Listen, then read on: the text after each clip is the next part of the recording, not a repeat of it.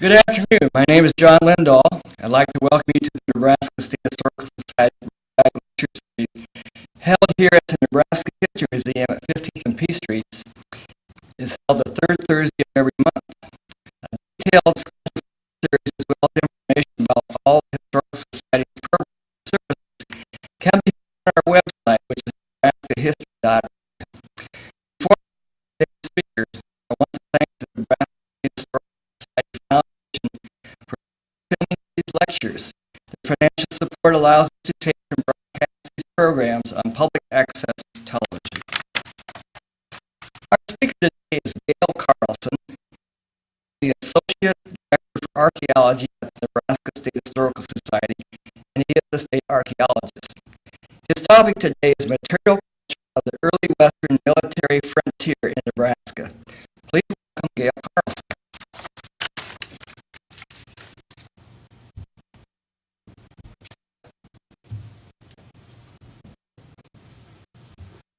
Thank you, John. Good afternoon. I understand that the theme of the December Brown Bag Lecture has traditionally been treasures from the collections. The term treasures has to be used fairly loosely when dealing with archaeological specimens because of what they've been through. But I will be showing a number of these, and hopefully they will help give a better understanding of what life was like for soldiers, scientists, and other civilians on the military frontier in the early 1800s in what would later become Nebraska. I'll be talking about three posts, all of which resulted from the Yellowstone expedition, which was planned by the Secretary of War, John Calhoun, as the military thrust up the Missouri River, intended to provide protection to the fur trade, extend the military frontier, and lessen the influence of British traders from the north on Plains Native American tribes. This first major military presence on the plains, consisting of more than 1,000 soldiers from the 6th Infantry and Rifle Regiment, as well as a few attached artillerymen. The map we've been looking at shows the route of the infantry. They started at New York, up in New York State, up barracks, and they went down Lake Champlain and the Hudson River to New York City. Then by ship, then marching overland to Pittsburgh, then down the Ohio River by boat to its mouth, then up the Mississippi to Fort Bellefontaine, just north of St. Louis, the staging area, and eventually up the Missouri River. And the Rifle Regiment was located at various places in the Midwest, and they also converged on Fort Bellefontaine. And part of them even went up the Missouri River in 1818 as far as Cow Island, which is just on the east edge of present Kansas. And they built a winter quarters there. And the remainder of the troops followed the next year, 1819. Steamboats and supplies were provided by a contractor who was late in getting everything ready, so it was a late start, and consequently lower water in the river.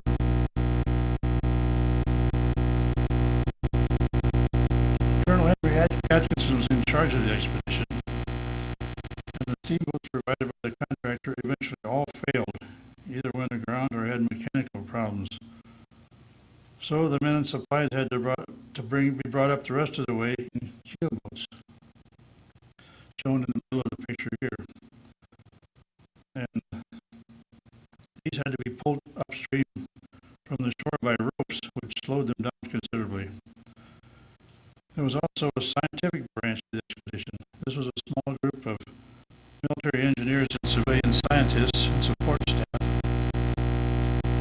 And they started out at Pittsburgh, where their new shallow draft steamboat was built.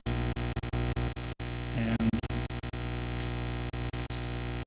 they followed pretty much the same route as the 6th Infantry had taken, except they continued on up the Missouri all the way up to about 6 miles north of present Omaha, Nebraska, where they decided to build their winter quarters.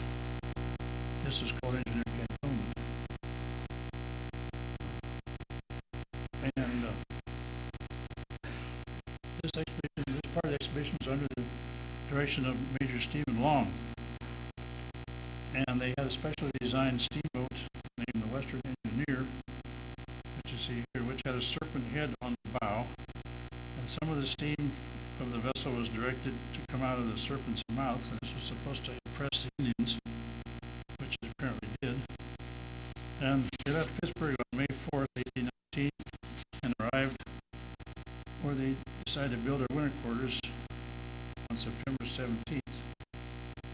This was a side channel connected to the Missouri River, which is a safe harbor for their steamboat, and there was also plenty of timber and an outcrop of limestone there, so they began immediately to build their winter quarters. This was the first steamboat to make it up this far up the Missouri. Some of the people that were there as part of the staff was this is Thomas Say, who was a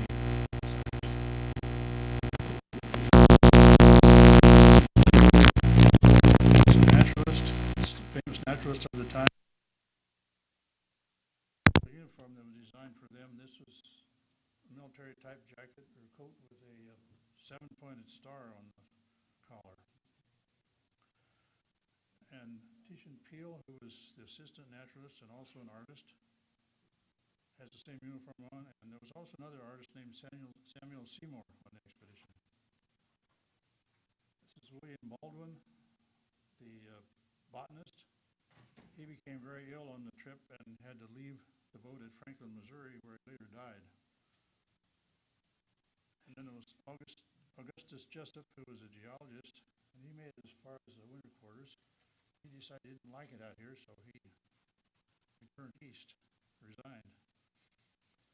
Finally, Major Thomas BIDOLE, who started out as a journalist for the expedition, he didn't get along with Major Long, and he requested a transfer to the military branch of the expedition, which was granted. So then Major Long returned east for the winter, and on expedition business, and one of his concerns was to find replacements for these people that were no longer with his group. And people that stayed behind collected and prepared specimens and became familiar with the local area, including the Indian tribes that lived there, and kept themselves busy over the winter. And finally, Long returned in the spring on horseback with 2 replacements. First one was Edmund James, who was a botanist, geologist, and a medical doctor who replaced Baldwin and Jessup, and then Captain John Bell, who was a new journalist. Don't have a portrait of him. The scientists left on their western trip, Rocky Mountains, on horse and mule on June 6th, and returned by the southern route. So they didn't come back the same way that where the winter quarters were. Now, to return to the soldiers, they arrived in the vicinity of Engineer Cantonment about a month after the scientists built a full-size fort a few miles upstream on the river bottom. They put it there because of the availability of timber and water, and they named it Cantonment, Missouri. This is what that looked like. This was designed by one of the other officers because the expedition engineer was still downriver sitting on a disabled steamboat waiting for a ride up the river on a keelboat. And soldiers had a bad winter here, mostly because of inadequate food, which caused a scurvy epidemic. Between 160 and 200 people died before spring. This was about 20% of the crew, so that's not good. To make matters worse, severe flooding in the spring made it necessary to abandon this fort and move to higher ground and rebuild. The second post on a flat bluff top, recommended by Lewis and Clark as a good place for a fort, was later named Fort Atkinson.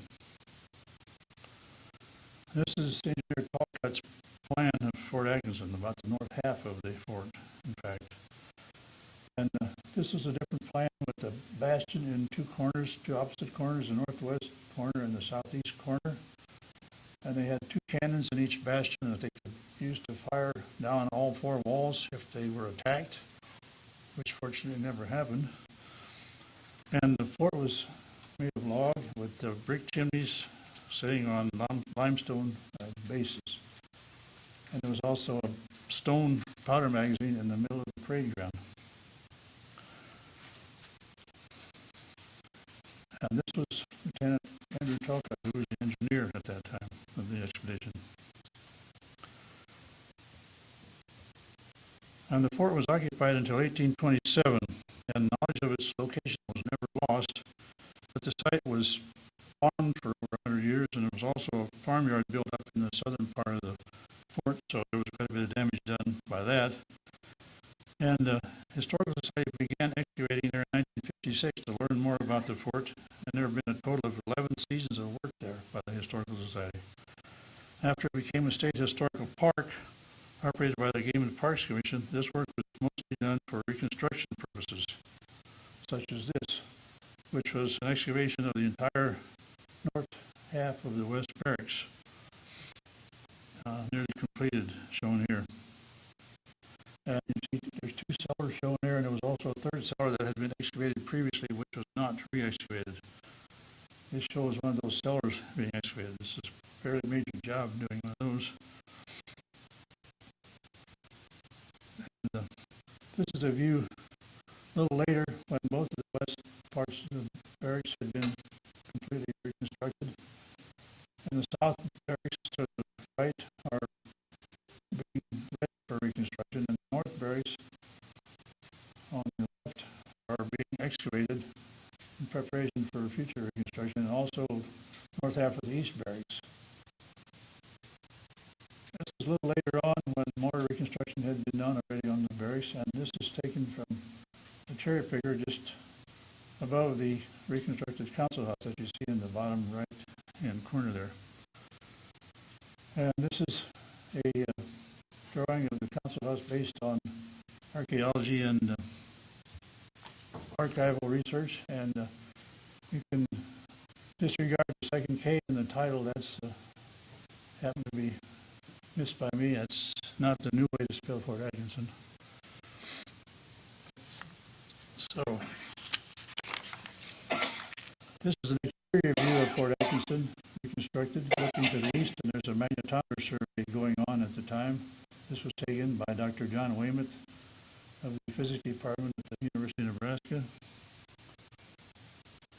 This is an interior view showing the north half of the West Barracks with the recently added porches to the front. This is the powder magazine excavated. This was in the center of the parade ground, and this is a strong stone building built in deep trenches, so that and there's still rubble showing over the trenches. This is built really strong, with the weakest part being the roof, so that if there was an explosion, everything would go straight up, which also fortunately never happened.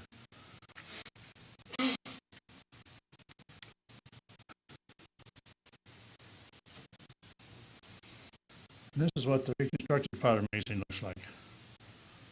Now to return to engineer cantonment, this is the artist PEALE's painting of engineer cantonment in February of 1820, showing two log buildings. One is fairly looking almost from the front, and the second one on the left, an end view of it, which is apparently kind of at a right angle to the other building.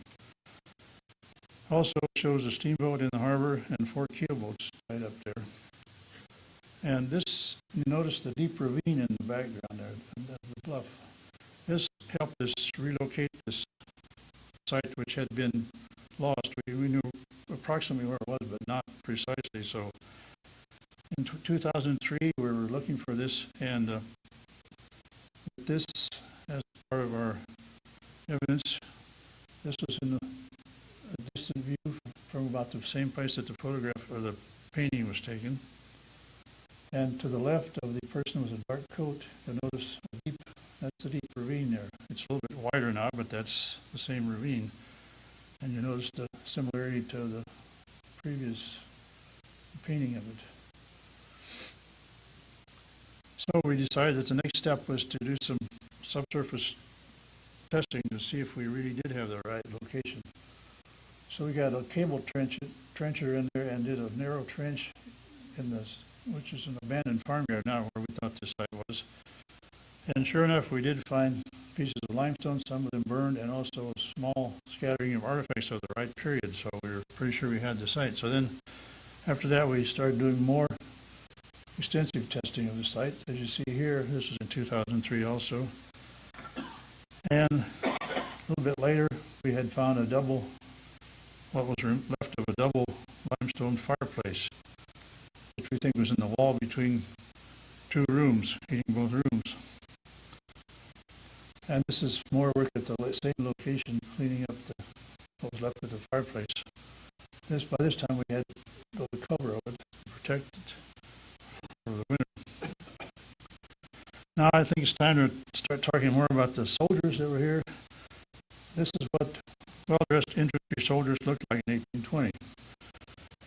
Notice the person on the right is a enlisted man in a dress uniform. He has a tall leather cap on, a coat with high collar and tails, on leggings, all this sort of thing. And another thing that I should point out was on both the officer and the enlisted man's headgear, there is a circular leather rosette type of thing, which was called a cockade. And this had a little pin in the middle, which was in the shape of an eagle. This is called a cockade eagle, and I'll show you some of these later. This is a surviving cap of that type with the high front, and that's where the cap plate was fastened. This is a painting of Pawnee Council held in the fall of 1819 at Engineer Cantonment. The painting is by Samuel Seymour. This shows a soldier on guard duty in the lower right corner wearing that type of uniform and cap. And the next one is Odo Council at the same location and the same time by the same painter, Samuel Seymour. And this shows some officers and also some scientists. The person sitting down there to the right is believed to be Major Long, and right next to him is believed to be Thomas Say, the scientist. This is a model 1814 brass infantry cap plate used on this high front leather cap, found at Fort Atkinson. And these are the cockade eagles I was talking about. The one on the left is gold, the other one is brass. This is the only gold item you're going to see, so better enjoy it. And Rifle Regiment wore different types of uniforms, a little bit less formal. The person kneeling is wearing what's called a hunter's jacket or smock. This is what they used when they were in the field most of the time. And you'll notice also the cap plates in front of their caps. Talk a little bit more about them later. This is what the Rifle Regiment officers dressed like. And you also notice in the back the enlisted men with the hunting jackets on. And the two officers, you'll notice they have these cockade and cockade eagles on their headgear. Okay, this is Rifle Regiment cap plate model 1812. These were probably obsolete by the time of Fort Atkinson, but a few have been found there. These are the more common ones, model 1814 and model 1817. Also found at Fort Atkinson. Now in 1821, the military was reorganized, and the Rifle Regiment was disbanded at that time, and the best men from both regiments, Rifle Regiment and 6th Infantry, were combined into the new 6th Infantry, and the rest of the troops were sent down the river. There were also some uniform changes at this time. Most obvious being a new type cap. This is called a bell crown cap because it was widest at the top. And you notice also that it has what's called a chin strap on the top of the brim. This is made of pewter scales of different sizes and discs on each end, also, which held it on. And you also notice that there are some other differences, that the epaulets on the arm of the person on the left are kind of floppy now. They just hang down over his shoulder. And then in the middle, this person is wearing what were called wings on his shoulder, and also the drummer had the same kind of thing. This is for lower ranking enlisted men. This is a surviving bell crown cap with the missing the chin strap, and this is all we find of the chin chin scale, or the cap scales and disc of this chin strap at Fort Atkinson. That's all that's been found of that type of cap. So we know that they were there, but there's not too much surviving of them. Also, some more everyday types of uniforms introduced at this time, including a white jacket and forage cap. You see here, this is actually at Fort Snelling, which is in Minnesota, but it was at the same time period, so they would have been wearing the same kinds of uniforms at Fort Atkinson. This is winter gear used at that time, which is a greatcoat and a cap cover. This is infantry buttons from Fort Atkinson. The most common are from like 3 through 7, 3 through 6, I believe, which are called the script I buttons. Next, there'll be the Rifle Regiment buttons, also from Fort Atkinson, and the most common motif there was what's called the hunter's horn. And we also have a few artillery buttons, because there were artillerymen there manning the cannons. These were either featured an eagle on a cannon, or sometimes letters such as A, which stood for artillery, or RA for regiment of artillery. These were the kinds of weapons used at Fort Atkinson. Flintlock musket on the top, 69 caliber, and a flintlock rifle on the bottom, 54 caliber. Both of these were muzzle loaders. And all we find archaeologically are metal parts such as these for muskets and these for rifles at Fort Atkinson. This is the kind of ammunition that we find at Fort Atkinson, from very small shot through rifle balls and musket balls made of lead, and then solid iron balls for cannons up to the largest, which is a 5-pound ball. Then exploding shells, fragments, and deformed musket balls in the middle, gun flints on the bottom, and what's called flint caps, which held on the musket or the gun flints in place. This is a 6-pounder cannon replica at Fort Atkinson, type used in the bastions. Edged weapons. At the bottom is a large pike blade, which is sometimes a pole arm part, sometimes carried by officers of that period. Also notice especially number 10, which is a decorated knuckle bow for a officer's sword. I was able to find a similar one at West Point Military Museum in New York, which gives you some idea of what the sword, the complete sword at Fort Atkinson may have looked like.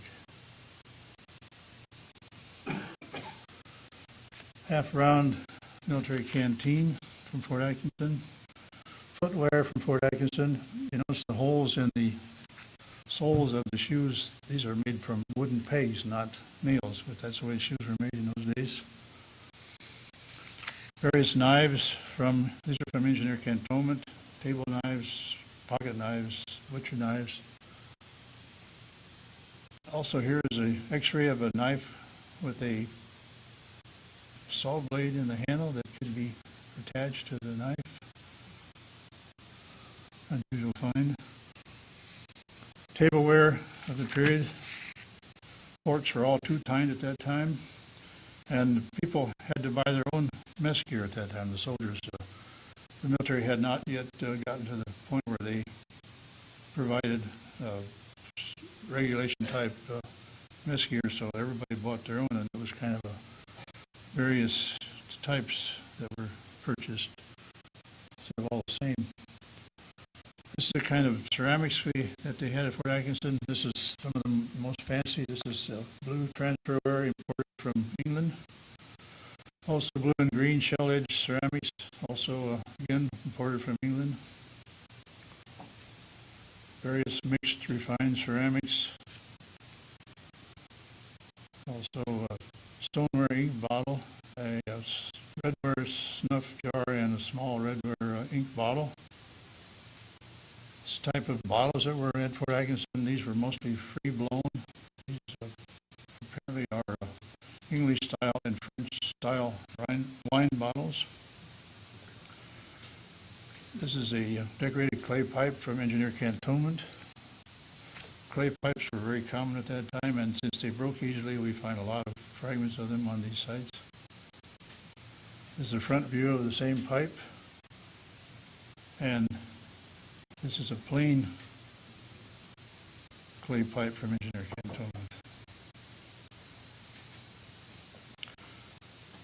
Coinage from Fort Atkinson, including U.S. coinage and Spanish coinage from Mexico. The latter was more common of the two because coinage was scarce in the United States at that time. And you also notice numbers 7 and 8, which are bit pieces that they would cut from coins to make change with. And finally, this is some of the nicer items that have been found in Fort Atkinson. A bone domino, 1817 U.S. half dollar, clay pipe bowl, a silver pipe bowl, and a bird bone with a bird bone stem. And I believe that's all I have. If anybody has any questions.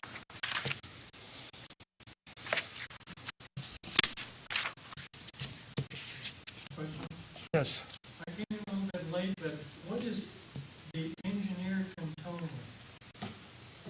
What was this? Is that a place or? Yes, it was a winter quarters of this scientific branch of the Yellowstone expedition. This was a small group of scientists and military engineers and support staff that came up on their own steamboat, and they built their winter quarters there. And then they later went on horseback out to the Rocky Mountains to explore out there, and then they came back, separated up into two groups, and they came back on the Arkansas River and also the Canadian River all the way back east to present Arkansas, and then they finally went from there up to Cape Girardeau on the Mississippi River, where they met the steamboat again. So this is the earliest actual scientific expedition where actual scientists were involved. Before, like Lewis and Clark had done scientific work, they were trained soldiers that were not scientists, but these were actually civilian scientists involved in this work this time. Any other questions? Is it Fort Atkinson that the Game and Parks Commission is considering not keeping up anymore, or? I don't believe they're going to go to that length. I think they're cutting down the staff, which everybody else is doing, I guess, but they intend to remain open, as far as I know. I think it's Fort Hartsuff that they talked about. Fort Hartsuff is one that it will be. That's farther northwest, which will be, I believe, close part of the time, and there'll be somebody that will be able to open it up when visitors want to go look at it and that sort of thing. But Fort Atkinson will remain open for the time being, anyway. Any other questions?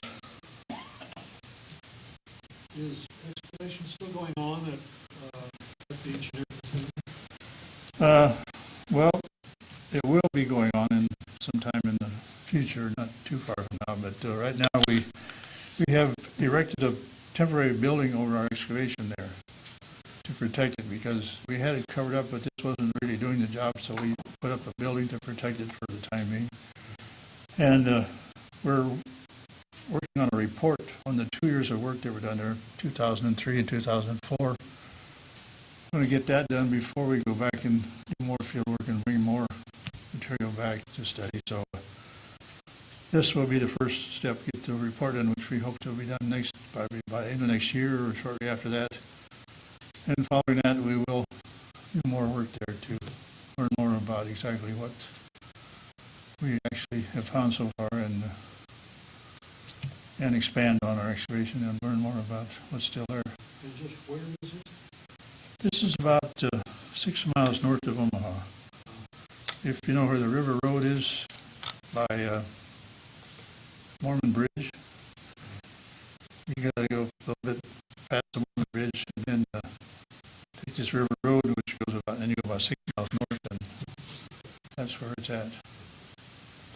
It's private property now. I mean, the foundation owns it, Historical Society Foundation, and so we're trying to protect it. And that's where we stand on that. Any other questions? Has the river moved away from engineer? Yeah, it moved, a couple miles, something like that. It wasn't right there at the time, because what we think was there was a sort of like an oxbow cutoff of the river, which was still attached to the river. And this was a good harbor because they could pull their steamboat in there and not worry about it being washed down the river or something like that, because it wasn't attached, current wasn't going through there.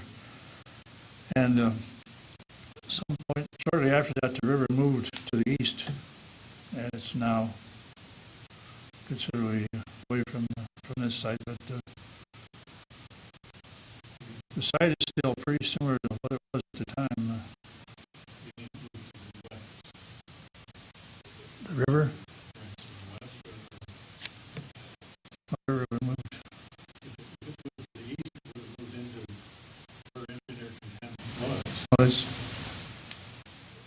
The cantonment is right against the bluff. But the river was close to it, but then it moved away from it to the east, I believe.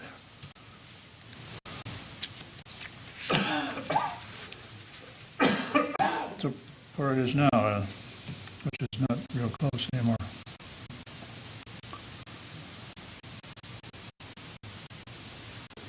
Not a question per se, but just a comment. Back to your first slide about the tremendous amount of effort to get these troops out here in the first place. I lived in Pennsylvania for 20 years, and even in my young Army days, I can't imagine marching from Philadelphia to Pittsburgh. They did. Marched across the mountains all the way to Pittsburgh. Congratulations. Right. It's just a tremendous thing that I guess I for one sure don't think of the effort just to get out here and get into place. I think there was a road there at the time, but it probably wasn't very good. And then once they got out here, of course, this wasn't really the final goal. They originally, it was called the Yellowstone Expedition because they originally were planning to go all the way to the mouth of the Yellowstone in this first upriver venture. And then you finally realized that wasn't really feasible in one step, so they cut it back to two posts, one somewhere at the Lewis and Clark's Council Bluff, which was where they finally ended up building one, and another one up at the Man-End Villages, which is in present North Dakota. That's why they had two regiments. They were going to split up. One was going to go up there and build one, and one stay at this other place. But it took them so long to get to this point, and so many problems. And there was also an economic downturn at that time, something like we're having right now. So the government just decided that that was it. They would just leave them where they were and not go any farther. So this is as far as they made it. And it became the farthest western post at that time for quite a few years. And it was there for 7 years. And they finally abandoned it because they thought that they needed more, give more attention to places farther south because of things like the Santa Fe Trail and that sort of thing. And also it was deteriorating pretty badly, and they thought they would take a major effort to rebuild it, so they just abandoned it and went downriver. It didn't take long for it to totally disappear. In about 6 years, almost everything was gone. And we think the Indians probably burned it, is what happened. Because in some of the cellars that we excavate, there'll be a layer of charcoal right on the top of the floor. And we think that this was caused by something like burning of most of the fort shortly after it was abandoned. Chimneys were still standing, and the council house in the middle of the parade ground was still standing because it was made of stone, but almost everything else was gone, completely gone in about 6 years when Maximilian came up the river. So this is a pretty fast way for log buildings to disappear. Usually stand for a lot longer than that. When they close a fort like Fort Hartford, what does that mean? Nobody can go there anymore, or do they just let it deteriorate? No, I think they'll have a ranger from the closest place that you'll have to contact, and then he'll open it up for you if you want to come visit. But Because it's been fixed up really. Oh yeah, it's really nice. It's been all reconstructed and everything, but there are a lot of problems with the economy right now, so that's one of their things that they plan to do, I guess. On one of the early maps, you had 4 sites listed in the Atkinson area. When was Lisa's post? Before? Lisa's post Can was you comment on that? Lisa's post was already there. This is Manuel Lisa's post, which had been built several years before that, and it was finally abandoned in 1823, I believe.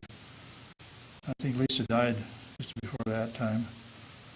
And this was the only place really around that was there when they got up there, and they stopped there at Lisa's post, and they were told that I guess that there was this good place just about half a mile north where they could build their post if they would like, where there was this nice harbor and everything. So that's what they decided to do.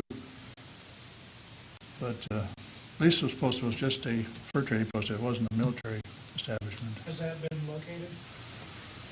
We know approximately where it is, but we think that it may have been destroyed by a modern quarry that's just south of Engineer Cantonment. And we've looked around there, but it was supposed to be, it's reported to be half a mile south of Engineer Cantonment. And this puts you right about at the south end of the quarry, and we haven't been able to find anything so far in that vicinity, but there's a possibility that there's still part of it surviving. But we haven't found it yet if it is. We'll probably look for it at some point in the future, but that's as far as we've been able to determine so far.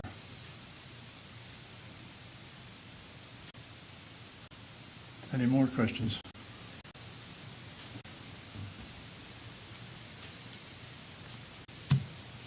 Okay, thank you very much.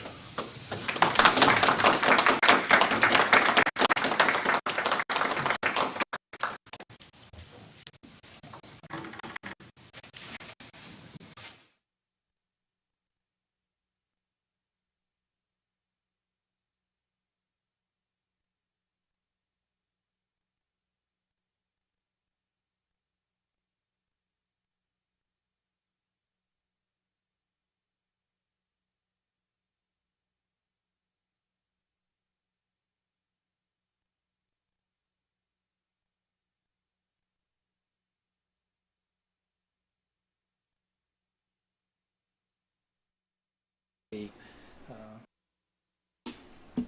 beyond what I would feel would be appropriate. Any other questions for Rick? Okay, thank you. Applicant.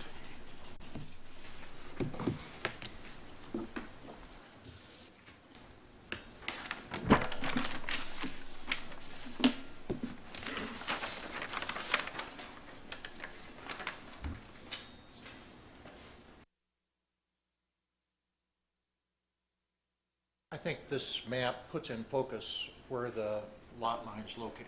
And we can see it comes in the south or the east driveway off South Street. The lot line runs right along that access. Comes right down basically a little bit north of the curb line of Traybert Hall. And that's the line with which we are primarily concerned. Now, will there be a permanent easement? And there will indeed be permanent easements. I think I misspoke earlier and I used the word lease. That's wrong. There will be a permanent easement coming in South Street off that access, going south so people can get into St. Francis. And it will also be a permanent easement that runs with the land and runs down into the area of the driveway in front of Traybert Hall. In addition to that, there will be the permanent easement running with the land, covering the 30 stalls at the south end of that parking lot. I guess Lancaster County Board of Commissioners has made the determination that there's adequate parking. And let's look at some of the flexibility that they have in that regard.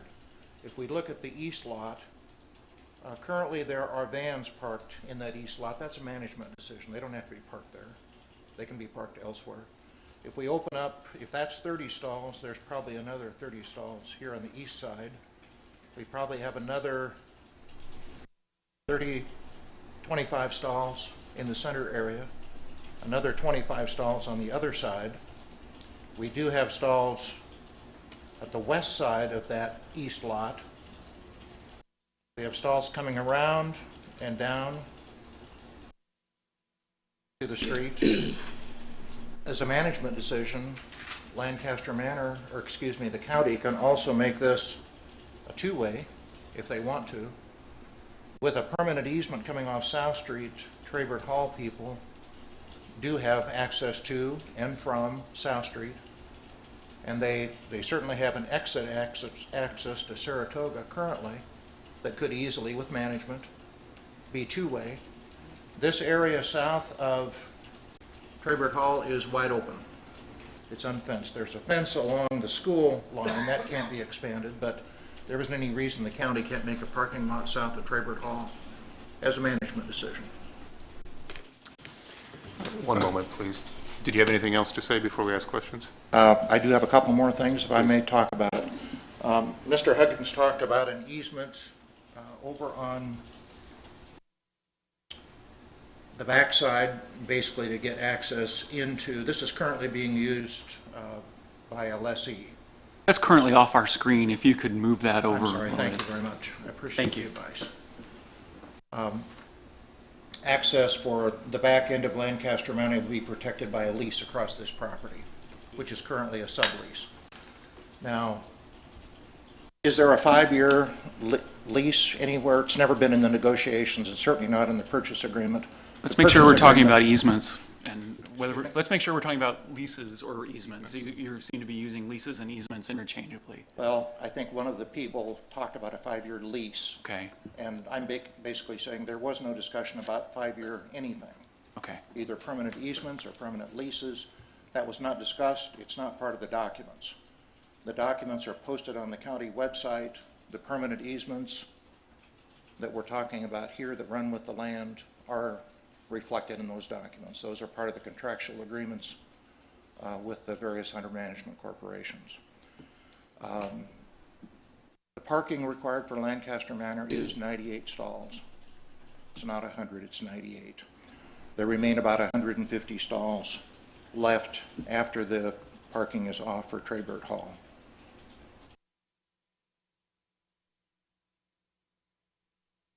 Janelle? I believe you answered my question, but one of the people that spoke before us said she saw the documents earlier and saw a 5-year easement. There's never been any such thing. It's a permanent easement that's always going to run with the land. That's correct. All right, thank you. Tommy? I don't want you to have to repeat, but I'm going to ask you to do that. Run that line again from South Street, that entrance, the east entrance in South Street, down to where the boundaries of the property for, that's it right there. That's correct. Okay, so those vans and everything like that, you don't have anything to do with that. The vans are where the vans are and that lot is over there, does that have anything to do with Hunter? That's correct. This is Lancaster County. All that's Lancaster County? This is Lancaster County. Okay. This is St. Francis. And that's St. Francis, okay. All I right. think I mentioned briefly there is a cross lease between St. Francis and the county that allows cross use of the parking. Okay. So during the week, the county gets to use these stalls, and on Sunday, St. Francis gets to use these stalls. But the county does have a permanent easement in that area for St. Francis. Yes, sir. The That's county because they own that area. That's correct. That will be a permanent easement that will run with the land, providing permanent access to Traybert Hall and to St. Francis. Okay. Good, good. Other question, Roger?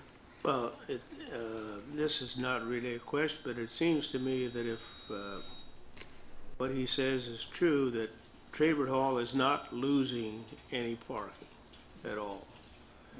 On the other hand, I don't understand why the county didn't sell less of that and gain the two southern rows of parking there for all use. There wouldn't have been any problem. But that's my opinion. And that's not our job, right? Not our job. Not our job. Other questions for this gentleman? Okay. Just to clarify, I mean, I think that, thank you for clarifying where the easements, and that they're permanent, that they include an access to South Street, because I think that was a huge very much so. problem for us, not knowing that in our staff report coming in, because it was not appropriate to the issue that Christy was trying to describe for us. But they are, I mean, Traybert is losing some parking. If in fact they can park anywhere in Lancaster Manor, they are potentially losing some parking. But it sounds like, because we've had it clarified for us that this is a county building and it does not have a required number of stalls, then that issue diminishes in our discussion.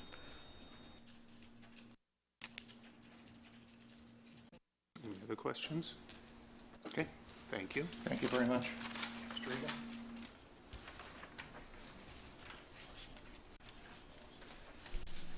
Good afternoon. I'm Kerry Egan. I'm the Chief Administrative Officer for the County Board. I think Kyle has cleared up a lot of the points that I did want to make about it. That the tax ID parcel that presently exists is the subject of the change of zone. There's just no question about that. There was discussion earlier of maybe trying to have county ownership across that south 30 stalls, but from legal advice, it was determined there's really no difference between whether we own it fee simple or whether we have a permanent easement. So based on legal advice and to preserve the original tax parcel, we felt it was just more expedient to go with the original parcel. So that decision was discussed at length by the board. It was decided the original tax parcel